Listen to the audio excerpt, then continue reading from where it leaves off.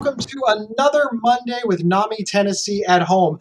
Before I get to my favorite part, which is to remind everybody to sign up for NAMI Tennessee's email list, I want to remind you that Saturday, NAMI Walks Tennessee is on May 22nd, which is this Saturday. Just go to namiwalks.org/Tennessee and be there. It's gonna be so super awesome. All of the information is, of course, at that link right there. I hope you all check it out.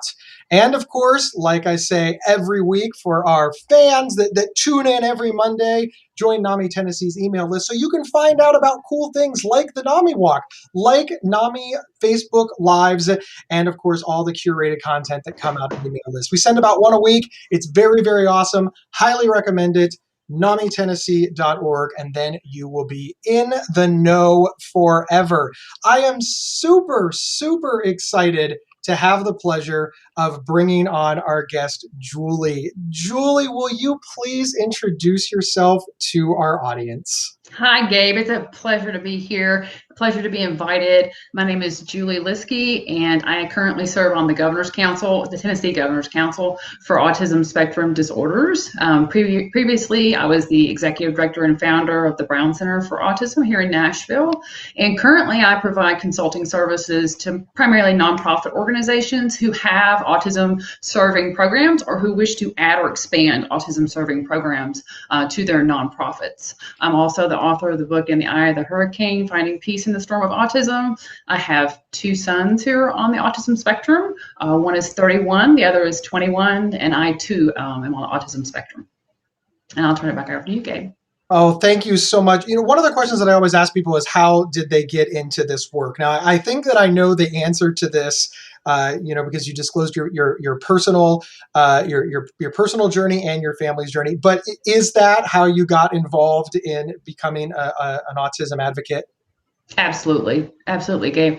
Prior to that, I worked in the field of dentistry. I still hold that degree and work some in that field, but that's where I came from. And having a child diagnosed does change your life.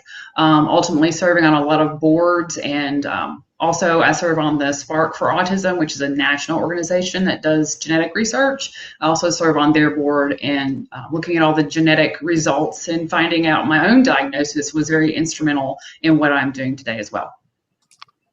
Thank you so much. Now, NAMI, of course, is the National Alliance on Mental Illness, which makes people wonder to themselves. So, is autism a mental illness? Is that how autism is classified? Is it? Can you? Well, I guess the question is autism a mental illness?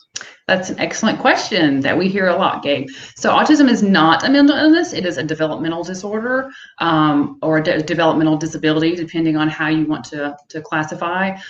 There's some similarities, people feel like, because it's diagnosed through the DSM-5, which is how mental illness is diagnosed. Autism is also diagnosed through the DSM-5 because it is a subjective diagnostic process. We don't currently have a blood test or a genetic test or anything like that we can use to identify autism. The next question that I have, of course, is what causes autism? As you said, there's diagnostic criteria to diagnose it. Has the research figured out the cause of it? Is it still ongoing? Where are we with that? Autism is still ongoing as far as understanding the cause. We do know Spark for Autism has been working very diligently to discover all the different genes that carry traits of autism. So we know genetics do play a role, but what we don't know is how much of a role, and do we have different subtypes of autism that may or may not include a genetic piece. We also know that there are some environmental pieces in some cases of autism, but we don't understand what all of those might be. One of the things that I think about is utilizing my own experience with bipolar disorder. The majority of stuff people know about my life with bipolar disorder, they have learned from television. There is a representation of somebody with bipolar disorder or serious and persistent mental illness on TV, and suddenly when I say I have bipolar disorder, they're like, oh, like the lady from Homeland, and a little part of me squeezes up inside because I think yes and no. Yes, you are right. That's what she says she's diagnosed with on the show, but there's so many differences. I'm thinking of the very popular show on Netflix, Atypical, which has somebody on the autism spectrum. So is that what it's like for people with autism, that the television and media just does it a disservice and doesn't really help people understand, or do they get it closer than they do for people with mental illness? That's actually an amazing question, Gabe. I do get that. A lot of people will say, "Oh, you mean like Rain Man," or like you said, Atypical. A lot of those programs, or The Good Doctor. And as a person on the spectrum and having sons on the spectrum and working with people on the spectrum for years, you can watch those shows and see some similarities with people with autism. But by all means, they're not a representative of autism in general, but you can see some overlapping traits and characteristics in every character that you see typically. But no one's exactly the same. The cliche is, you've seen one person with autism, you've seen one person with autism. I know I'm 45 years old, and I remember in the very early days when I started learning about autism, and by learning about it, it did start to show up in popular media, et cetera, pop culture, movies, et cetera. And the thing that always seemed to be, I don't want to say pushed, but represented, is that people with autism are nonverbal. Now we've since learned that that's very untrue, but there is nonverbal autism, correct? Is that, how does that work on the spectrum? Because I know it's a very large spectrum, right? Correct. It's a very large spectrum, and a large number of people on the spectrum are nonverbal. Not the majority. Most can learn or acquire some type of language. And autism is very difficult to understand because it is so complex. It does fall under a developmental disorder. It also falls as a communication disorder. We also have social and emotional deficits or other types of functional deficits. So that there's a very wide array of characteristics, but language is consistently impacted. It may not be that they're nonverbal, but they may have difficulty processing or understanding what's being said to them, or processing or understanding what they would like to communicate to other people. So that part of the communication continuum persists across the lifespan. It just changes as we age. So I was primarily nonverbal until I was almost 4. So obviously I'm not nonverbal now, but I will tell you that there are some difficulties in pulling out what I would like to say and how. Thank you so very much for answering that question. Now, when I think about, again, pop culture representations and myths or potential myths surrounding autism, one of the things that I'm constantly hearing, and it's so relevant with everything that's going on with COVID-19, are vaccines causing autism. Is that true? Where did it come from? What's the research on that? What's the thinking from? What do you know about that? Because we hear it a lot.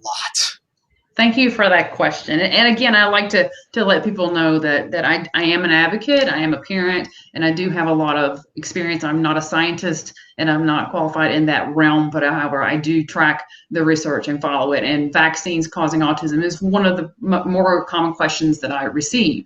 From what we know from the research to date, vaccines do not cause autism. We do have a lot of families, I've experienced a lot of families who say, my child had a vaccination and this is what happened immediately afterward. And I don't argue that, I don't dispute that. But we do have to look at where the research is taking us as far as outcomes, as far as populations who have been studied over the long term who do not receive vaccines at all. We still see the incidence and prevalence of autism is the same among all socioeconomic groups, races, cultures. It's the same. So taking that into consideration, the very hard answer on that would be no.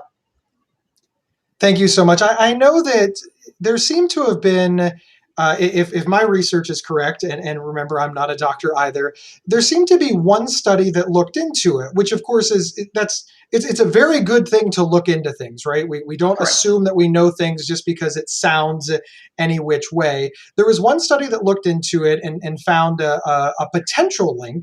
And then of course that got media sensation. And by the time it was, peer reviewed and double checked and all of the things in the scientific method and proven, no, that's not true. Of course, that doesn't get the same media coverage as the aha. Is that what you have found sort of happened here, that unfortunately a well-meaning scientific community looked into something and then the media reported on the wrong findings? Absolutely. And I failed to answer that part of your question. You're absolutely correct. So there was an article published in the Lancet.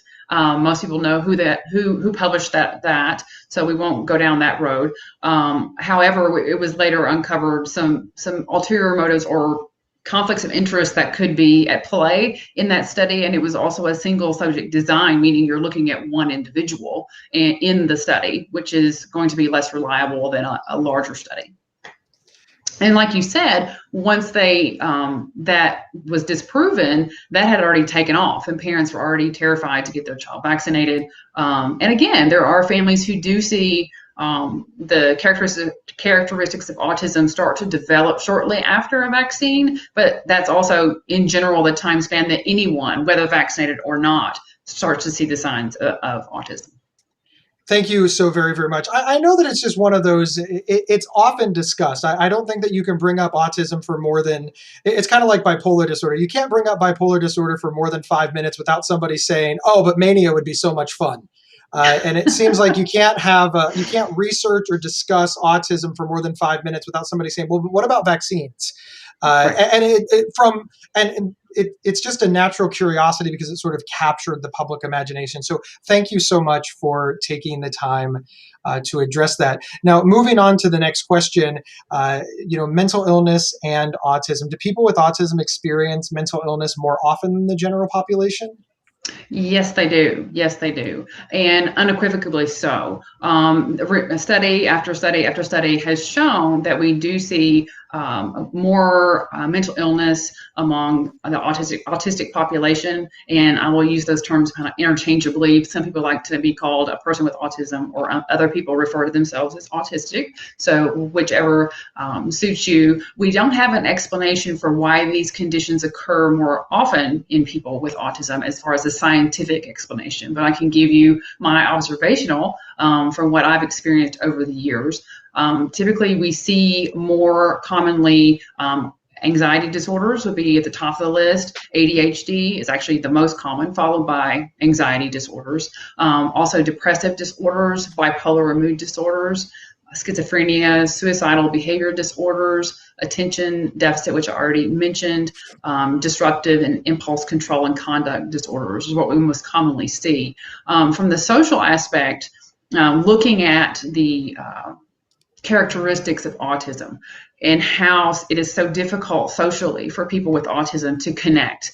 And one of the more common misconceptions is people with autism don't want to connect. They more commonly do want to connect. They just can't figure out the means to do so, or do so without having some social repercussions. So those factors can influence the prevalence of mental illness in the autistic population.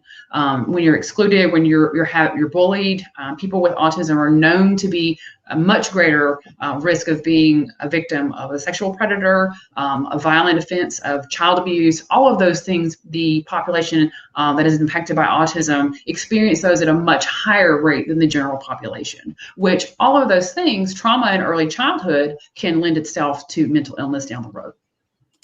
I like how you explained all of these things, because people without autism, we suffer from the same things, trauma leading to an anxiety disorder. I mean, I think of like post-traumatic stress disorder, which is certainly a mental health issue.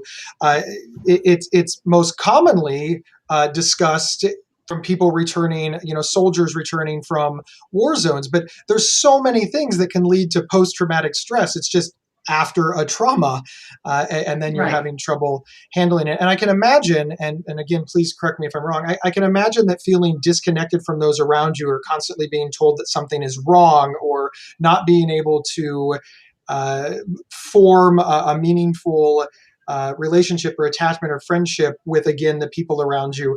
That just strikes me as something that is very traumatizing. Am I describing this correctly? Absolutely. You nailed it. You absolutely did. So all of those factors definitely lead to an increased incidence of mental illness. And especially, you mentioned PTSD, and that is not in the list, but I have seen a lot of individuals on the spectrum who suffer from PTSD due to early childhood trauma. If we can back up just along the exact same subject, but back it up a little bit. So let's say that you are the parent or loved one of somebody who has been diagnosed with autism. Now, obviously, we love our friends and our loved ones and our children. We don't want them to have any of the stuff that we just discussed happen to them. What recommendations or advice, I don't even know what word to use, do you have for the friends and family and parents of people who are on the autism spectrum to make sure that they don't befall that same fate? Well, obviously, early intervention is key. And before that, even is early identification. So, a lot of parents are feeling a little bit leery about, oh, my child is not speaking as soon as they should. They may have had, that concern be kind of pushed aside by a pediatrician or a doctor who may say, well, your child's the youngest of, several children. They're going to speak later, or boys speak later than girls. So, anything that delays the diagnosis is problematic. So, I think the single most important thing would be early identification and intervention. Aside from that would be making sure that your child is included in as many ways as possible, helping open those pathways to inclusion. But further still, as your child grows and maybe their understanding of their own self becomes more, I'm having trouble with my words now, evident to them, and they start to understand that I need to kind of meet people in the middle and to take responsibility when they can. There's a lot of people on the spectrum who are not able to reach that level of functioning. But for those who are, is to understand what's my part in feeling excluded? What's my part in being perceived as different? And how can I not change who I am, not erase autism, but to bring acceptance, awareness, and also meet them halfway. And that's what I'm constantly pressing for my sons and for myself, is seeing, okay, I don't fit in here. Why is that? Is there anything I can do? And if not, if it totally changes who I am, then I just walk away. I'm just not going to do that. I want to be invited to the baby shower. I just don't want to go. So that's how it is. I feel that example so much. I want to be included. I don't want to have to. Exactly. One of the things that I'm thinking about in all of this is in some of the research that I did, and again, not a deep dive. I can only do so much research for a show. But one of the things that there just seemed to be this resistance toward joint therapy. Because people would say, well, I'm not the one with the problem. I'm not the one with the issue. I'm not the one with autism, or I'm not the one that needs to learn. Do you think that family counseling, family therapy, joint therapy is something that's beneficial? Or are they right that because they're not the one with the diagnosis, they're not the ones that need to do anything? Absolutely, joint therapy is what needs to happen. So when the Brown Center was still operating, I had a psychologist on staff the entire duration of the Brown Center, and the psychologist was not there for the children with autism. The psychologist was there for the parents. And many times it came to light that one of the parents was actually on the spectrum and went through diagnostics. So that was also helpful, but helping them understand and accept, so May is Mental Health Awareness Month. April was Autism Awareness Month. Now it is Autism Acceptance Month. We're moving from awareness to acceptance to inclusion, hopefully one day. But so now this psychologist that worked for me, she counsels primarily people with autism, but also their parents, their siblings, and ultimately a spouse. Far fewer people who are on the autism spectrum marry, but the ones that do, it is highly beneficial for them to be able to access resources to better understand their partner. And you can ask my husband. He would agree. I really like that. Thank you so much for your candor. I really, really appreciate it. And of course, your personal examples. I think that so often we want to learn the facts, right? What is the research say? What do the doctors say? And that is so desperately important. But again, as I'm fond of saying, if you know the definition of bipolar disorder, you know the definition of bipolar disorder. If you know somebody who lives with bipolar disorder, then you start to see how it's impacting our lives. And those are two very important but very different things. So thank you for using your personal experience to help us understand. I really appreciate that. We have a question from the audience. Deborah Wyatt asks, as autism is a spectrum disorder, what are the smaller signs that parents should look for with their children? Something that may not be so obvious. Okay, that's a really good question, especially in girls. Now they're saying that the incidence and prevalence of autism is 4 times more frequent in boys than in girls, and that number was inching up, closer to 5 to 1. But now we're understanding that girls present very differently, and girls are often diagnosed later. And I think this can also be applicable to boys. Is most of us think of a person with autism as being very disruptive, having a lot of behavior problems, which are actually mostly tied to communication. If you can't speak, you're going to communicate through behavior. However, some children with autism, particularly girls, are more passive. They may also keep to themselves, but they tend to exhibit more passivity than being aggressive. So that's something that should be considered. And I have seen a lot of children, their diagnosis come a lot later because of that. And that's a very short, simplified answer to your question, but I'm not sure if that's it. Another thing that comes to mind is eye contact. Eye contact is known as being either not present or fleeting in a lot of people with autism. There are a handful of children with autism that I've seen who are very significantly impacted by autism, but they have spot on eye contact. And so that's something that a parent might feel like, oh, they don't have autism because they have good eye contact, or they don't have autism because they speak. That's another huge area, which would be like my oldest son. He was very verbal. He was actually verbal early, but he had some idiosyncratic language. Like he might ask you, what's your license plate number? Instead of, another typical question that a 3-year-old might be more disposed to ask that would be developmentally appropriate. Thank you. Thank you so much. And of course, thank you, Deborah, for asking that question. If anybody Absolutely. else has any questions, just put them in the comments. I moderate them. We get to them as fast as we can. So just FYI on that. The next question that we have is ADHD part of autism? Do people on the autism spectrum more commonly have ADHD? I know there's a couple of different ways to tackle that question. Tackle them in all the ways that you can. Tackle them all the way again. I will tell you that I have seen so many children come in who have a diagnosis of autism or are in the process of getting a diagnosis of autism who first receive a diagnosis of ADHD, and that diagnosis may have been later retracted. Is it part of the autism spectrum? I've heard that positive both ways. So for me to answer that definitively, I can't. I will tell you that it is the most commonly co-occurring diagnosis with autism from the mental health perspective. Sometimes people with autism are misdiagnosed as having ADHD because a lot of the sensory processing challenges that people with autism may present with, such as a need for continual movement, also the lack of eye contact.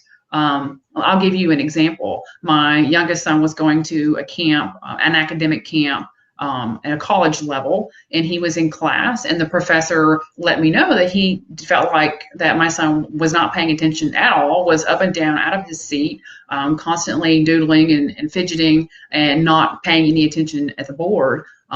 So he thought he was not participating. And the next thing he knew, he was at the board doing an equation perfectly because he was paying absolute attention. He just wasn't looking.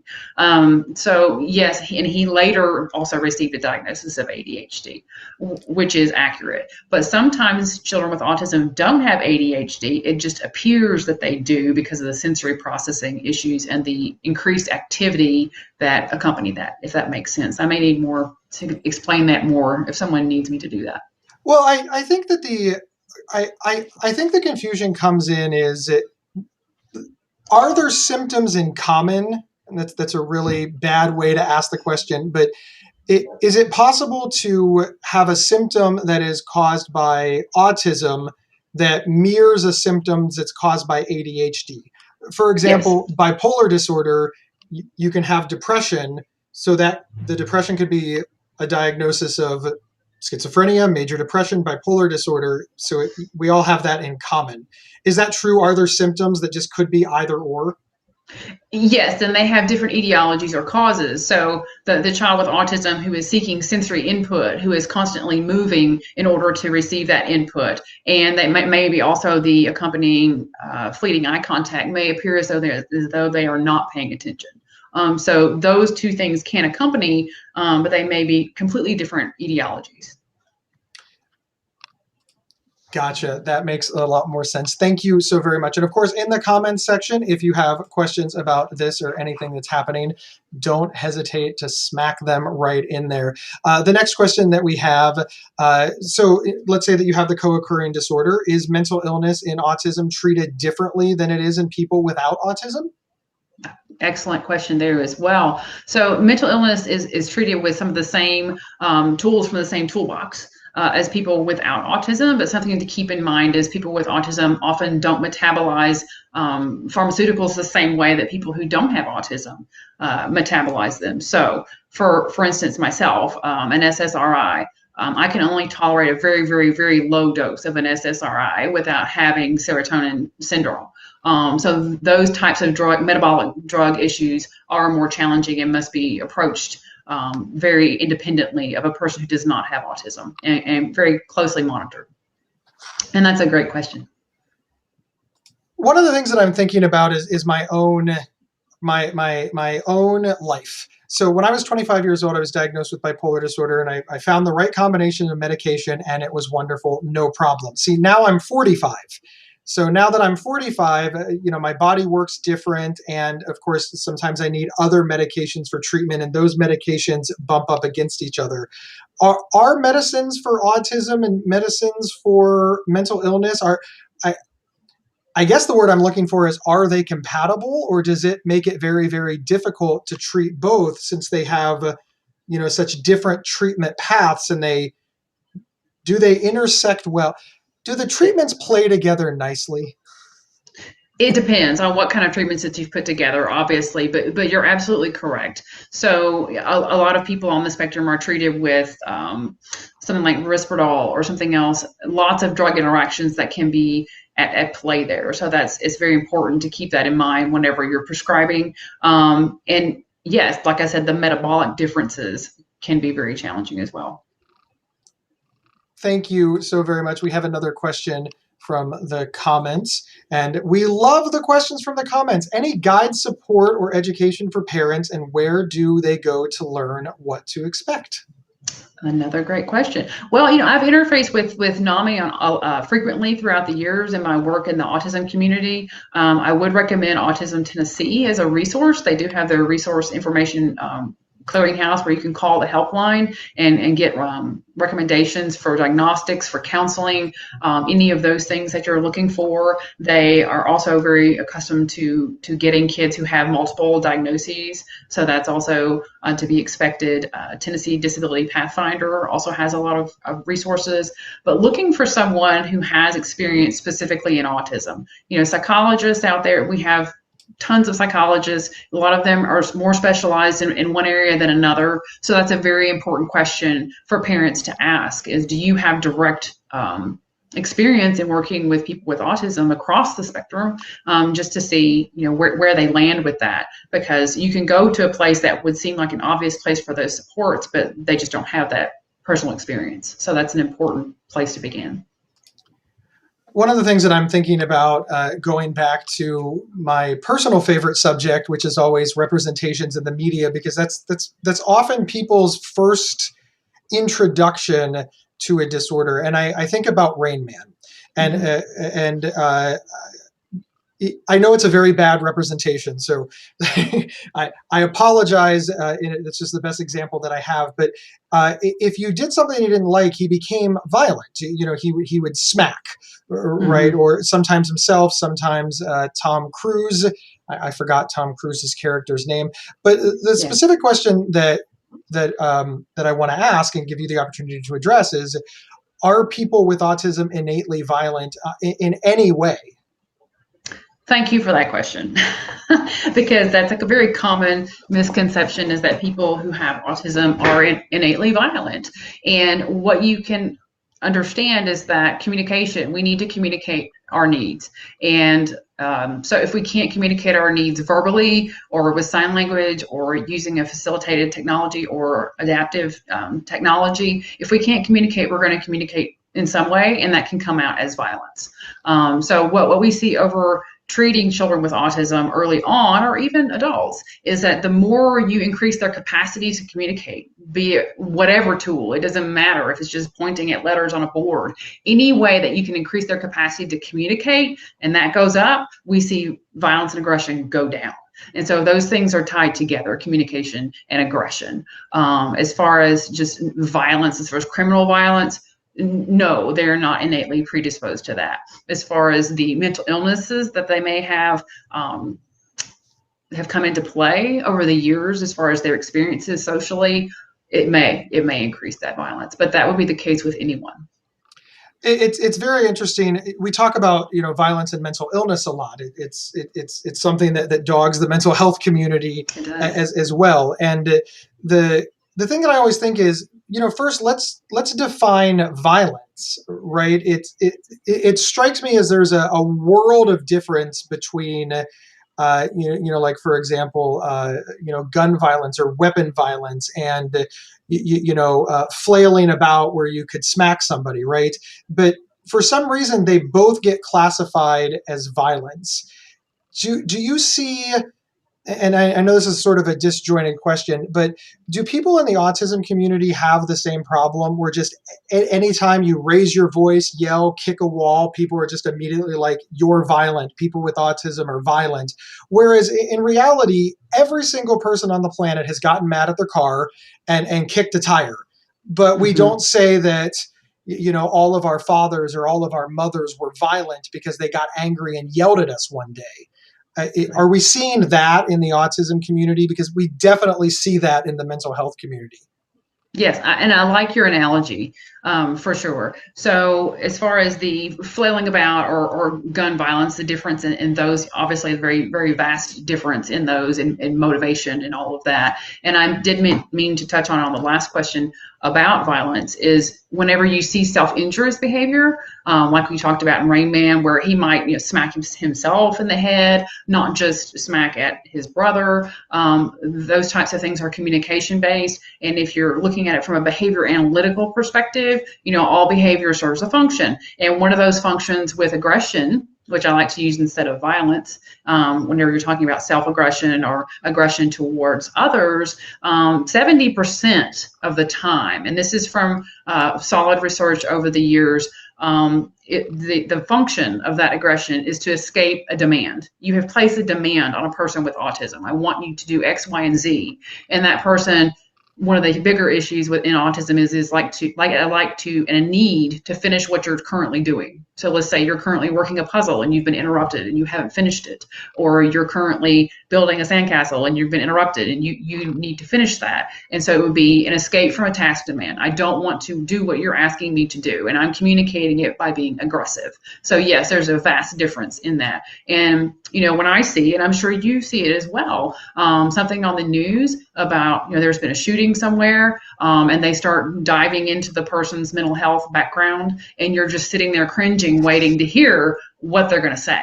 And I'm sure it sounds like from what you've described, you feel the same way. I feel exactly the same way. When all you have is a hammer, everything looks like a nail. A nail. And it's fascinating to me because the gymnastics, the mental gymnastics, the social gymnastics that we go through to align mental health issues or developmental disability or anything to hang it on this violence is so fascinating to me. We'll have a tragedy, and it's absolutely unequivocally a tragedy. And they'll be like, well, 15 years ago, I went to therapy for 2 days. Remember that? Yeah, he went to a marriage retreat. I mean, that's a mental health issue right there. I mean, the warning signs were there, that mental health retreat 12 years ago. He was on an antidepressant. And that's really indicative of, and it's just on and on and on. And it's the issue is bigger than that. And we do a disservice by pretending that it's not. Moving on to a different set of questions entirely, or a different subject entirely, but sticking on media and media and pop culture. Saturday Night Live had Elon Musk announce that he was on the autism spectrum, and we've seen just an array of opinions on that. What's your general take on Elon Musk's announcement of having autism? Well, if there has to be a jury that's unbiased on that, it would be myself. I don't follow pop culture very closely. I'm not sure if that's a function of who I am as a person on the spectrum or just as a person in general. I don't typically follow. I know very little about Elon Musk other than the big things we see in the media.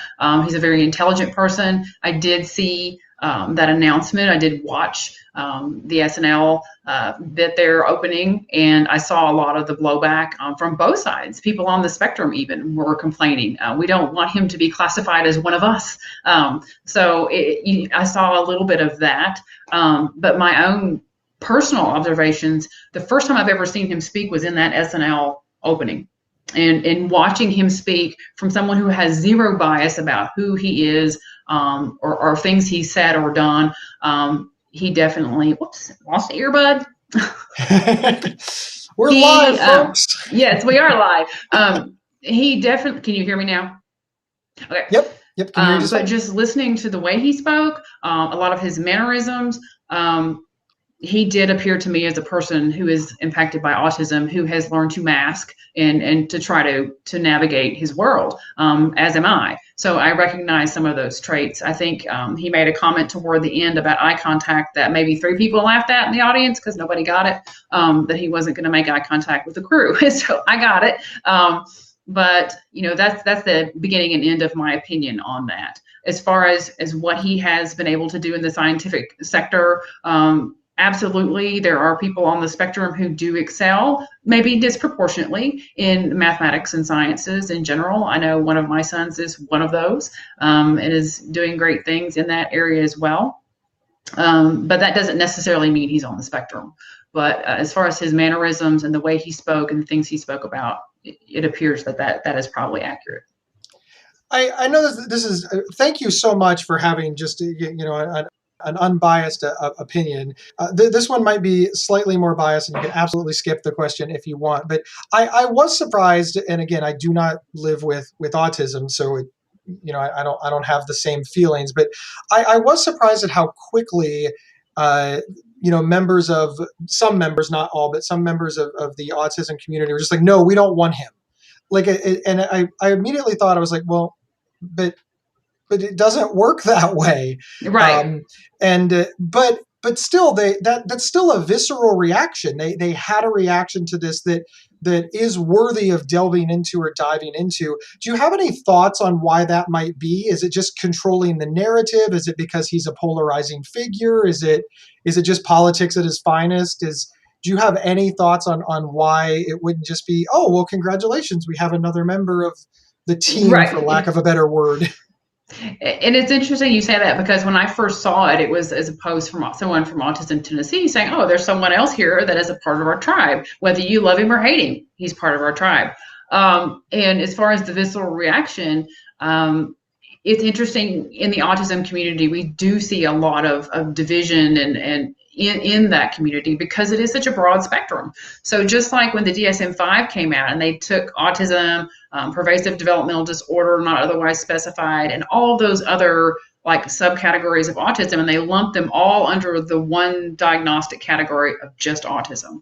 There was a lot of blowback from the community as well, because people who functioned in the realm of what was used to have been called Asperger's disorder or Asperger's syndrome, which is where Elon Musk is saying he falls, felt like that they were far above and beyond people who were functioning at a very different level over here. So they felt like they had formed their own community and didn't really want to be lumped in with everyone else. So as far as the visceral reactions, one of the primary characteristics of those of us with autism is we're inflexible in our thinking. And so a little bit of that may have been because he's a very polarizing figure. He's also a very successful figure, so who knows? A lot of people with autism do struggle with employment, with relationships. Some are very successful, but to see one, be as successful as Elon Musk, whether he's on the spectrum or off the spectrum, he's achieving a lot more than a lot of people could ever dream of achieving. So I think there is some of that polarization there in political drive. I want to ask you along those same sides, away from Elon Musk, Elon Musk, just in general. You said that I believe you said that people on the spectrum have trouble, in relationships or not creating their own family. What a weird way to word that. Having their own families or having romantic relationships. Is that Right. true? And what are your thoughts on that? Because I imagine that spectrum or not, you want to connect with people, have families, get married, Correct. just whatever you want. So what are the thoughts on that for those of us who don't live with autism? Well, most people with autism do want to have some connection in some way, but of course, their capacity for connection is going to be different. Their desire for connection is going to be different. But across the board, as I've seen children get older and move into their teenage years and adult years, they do want to have companionship of some kind, whether it's just a close friend, a support group, a church group, some type of group in the community that they connect with. It's more important for them to feel like they're having a meaningful relationship, and it doesn't necessarily matter as much what kind. I know a lot of people on the spectrum. Temple Grandin, for one, she identifies as being asexual, and so the people that she feels are her closest peers are those who are her intellectual peers, which is not uncommon.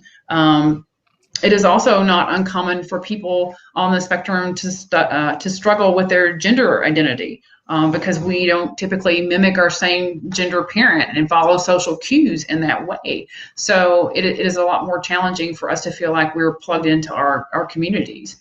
I may have forgotten part of your question.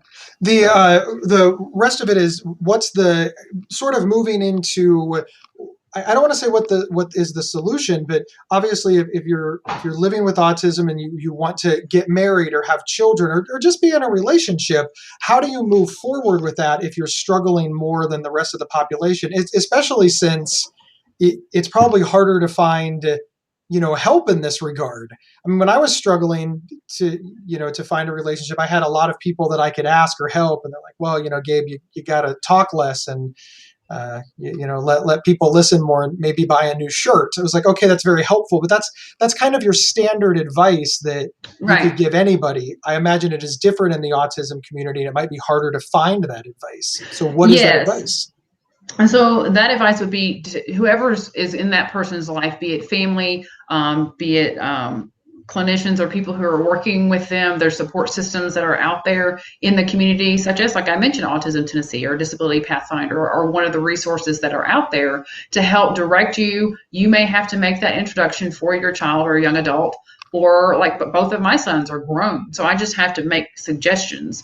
So my youngest just relocated to California, having difficulties finding how to plug in, especially since he's working remotely. So looking at special interest groups, all the things that he's interested in, mathematics and Fibonacci sequencing and, all of the things that he's interested in. There's a special interest group for all of those things that he can participate in virtually. And so really putting that out there. I know for him, when he was very young, he was too young to have a social media account, but I set him up a closed social media account, pulled in a few people that we knew, adults that we knew very well, family, friends from our faith organization, and asked him to look at those carefully, and a post that someone would make, and think of a comment that you could make, and then see their response. And it gives you time to formulate a response in a social small talk situation where there's no pressure. You can go back and edit it if you don't like it.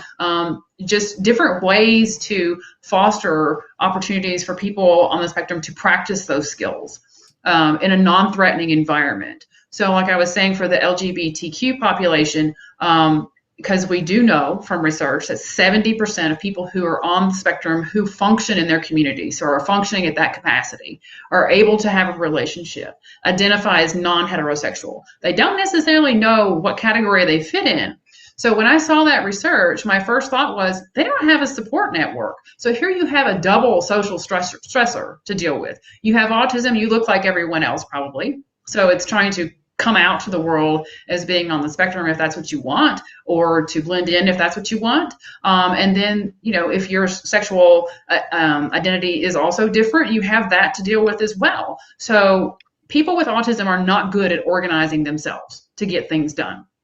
And that's just a statement I'm going to make. I don't have any science to back it up, but I have kids and I've worked with enough people and I know how I am.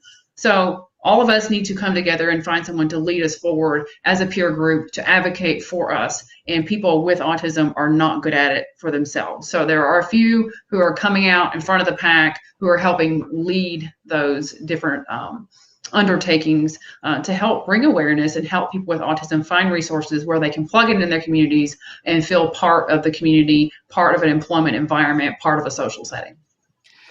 Thank you so very much for that answer. One of the things that you said that sort of piqued my interest is the use of social media, and that made me wonder: are there, in addition to closed groups or social media, are there online games or programs to help improve social interactions? How does technology fit into all of this? That's an excellent question. I don't have all of the names of the types of things that are out there, but I know there are a lot of companies. I know Carol Gray Social Stories, they now have videos which help us contrive social situations, script them, what I should say in this situation, what are some examples of what I could say in response to this type of situation. And so it's not uncommon to see a person with autism appear kind of scripted because they're just trying to figure out how to navigate that. And so there are some platforms out there. I think if you just Google social interaction, online social interaction tools for people with autism, there would be tons of resources out there now that I was not aware of. I know just as far as a video game for a younger child, any of the games that allow them to play with another player somewhere else that and that you've checked out or something about, are also excellent. My youngest son loved playing Animal Crossing, which also helps him with budgeting and all of those things that are happening in the adult world. But interacting with other people where there's less social pressure, but the hard part is keeping that person safe while they're online. Thank you so much for mentioning the safety aspect, right? There's this desire to jump out there and say, just Google it, find it, yay! Right. Obviously, I think it's always smart to look out for yourself or others, especially if it's a younger child. Right. And Animal Crossing is a game that my niece plays. And there's all kinds of, I don't understand it to save my life. She plays it with my wife. My wife is a better aunt than I am an uncle. But there's all these safety things so that she can only play with my aunt only play with my wife, only play with her aunt. So thank you so much for that. Moving back to co-occurring, talking about, autism and mental illness, let's talk about addiction for a moment. What about addiction? Do people with autism have more or less issues with addiction? And of course, what's the treatment or how does that look? Okay, so there is some correlation. It's gone back and forth between anxiety, generalized anxiety disorder, and whether that occurs more often in people who are of higher intelligence or less. And there's some studies that report both ways. But in what I've seen in the autism population is typically the higher the intelligence level, the greater challenges we have with anxiety and depression, and specifically generalized anxiety disorder. And when you have anxiety, it's not uncommon for people to want to self-medicate. And so you see more addictions in this area. And one of the things I talked about in my book, and this was long before the research had first come out, was how very similar some of my child's behaviors were to an addiction. So they call themselves stimulatory behaviors. You may see children with autism or adults hand flapping, walking on their toes, engaging in other behaviors that do not seem typical. And a lot of that is an attempt to calm or soothe your sensory processing or raise your arousal level to be able to, we all need something to get us going in the morning, a routine, caffeine, whatever it is that you do, exercise to wake yourself up, get yourself ready for your work day. People with autism struggle with sensory processing and how to regulate and self-regulate. And so with that, they may be abusing, drugs, prescription drugs, illegal drugs, alcohol, anything like that to help themselves regulate, to calm themselves in a social situation. So in my experience in watching my son engage in these behaviors, before he could learn, he had to engage in some of those types of behaviors. And then he was ready to sit down and learn. His nervous system was able to learn. And I kind of likened that to a person who has an addiction, has to have that, for lack of a better term, hit of whatever it is their drug of choice is before they're able to go be a high functioning addict. That's a very poor analogy, but that is basically what you see. One of the things that I'm sorry. Oh, I was going to say the treatment would also be similar to talking about the treatment for mental illness and tiptoeing around, the sensitivity to certain medications and how you're going to administer the treatment. One of the things that sort of popped into my head is Alcoholics Anonymous or Narcotics Anonymous, which of course is a room full of anonymous, generally strangers. Usually, the stereotype of the church basement or a community center room is not far off. It's generally a room full of strangers at the same set time. This seems, if I understand what you're saying correctly, something that people with autism would struggle with. It's a break in the routine. It's a bunch of strangers. It's communicating. It's a bunch of people asking you, oh, you should share, you should share, you should share. It seems like one of the most popular treatments for addiction might not be well suited for somebody on the autism spectrum. Am I saying that correctly? And if so, what do you replace it with? You are saying that correctly. I've seen some support groups specifically for people with autism that don't function like AA or NA, and they are very awkward for people on the spectrum. Like, where do I start? Who do I talk to? What's an appropriate question to ask? In my studies and observations of those types of support groups, because there are people with addictions in my family, and you do see a lot of addictions in the family tree of people who also have autism. Of course, addictions are very prevalent in general, but in the NA or an AA setting, I think one of the positives is that I think crosstalk is not allowed, and so typically you can either share or you can not share. And people can go and not share at all, ever, and still take something away from that. But I think that it's very important for any person with autism to engage in some one-on-one talk therapy for that safety reason, with someone who is experienced in knowing how to interact with them and allow them to feel the safety to say and the time to say or figure out what they want to say or ask. But people who are treated for depression or other issues that have anxiety, they have autism, also need to have that talk therapy. You can't just use the Band-Aid and give them the antidepressant. They need to be doing both. I think sincerely doing both is good advice for people in the mental health community as well. I really do see what you're saying about, there's a lot of similarities in treatment as far as learning coping skills, understanding your environment, realizing that you may see things differently than your peers. And of course, it's very helpful for those around us to give us that space.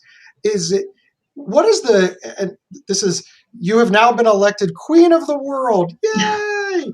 What is the one thing that you would like society to take away from your work? What would be helpful to the autism community if society just realized this and it would just create space or make life better? Or maybe it's just a question that you're just sick and tired of answering. Remember, you're Queen of the World. You can answer this question however you like.